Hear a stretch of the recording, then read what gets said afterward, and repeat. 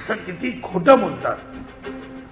आदित्य ठाकरे आणि उद्धव ठाकरे ज्या बांद्र्यामध्ये राहतात त्या बांद्र्यामध्ये शासकीय वसाहत आहे आणि त्या शासकीय कर्मचाऱ्यांच्या वसाहतीमध्ये जे कर्मचारी राहतात त्यांची फार वर्षापासूनची मागणी होती की आम्हाला कायमचं घर आम्ही जिथे राहतो त्या शासकीय वसाहतीच्या विभागामध्ये आम्हाला घर मिळालं पाहिजे, जिथे राहतो तिथे मिळालं पाहिजे, ही त्यांची मागणी होती।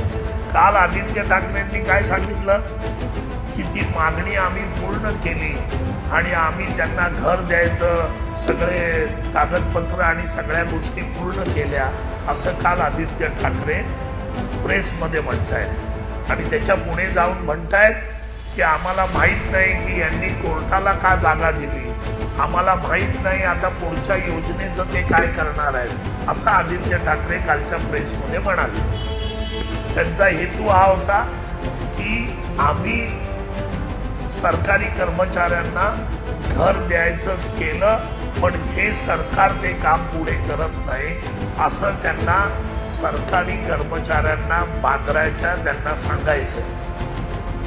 मी आता त्यांचे परत कपडे काढतो या विषयावर।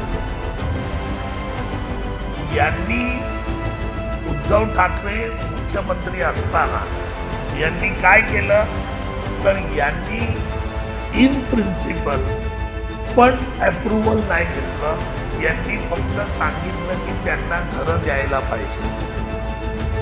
पण यांना कळतंय की घरं द्यायला पाहिजे याच्याबरोबर त्याच्यासाठी कागदपत्र तयार करायला पाहिजे, प्लान तयार करायला पाहिजे, GR काढायला पाहिजे आणि ह्या सगळ्या गोष्टी झाल्यावरच तुम्ही त्याचं क्रेडिट घेऊ शकता।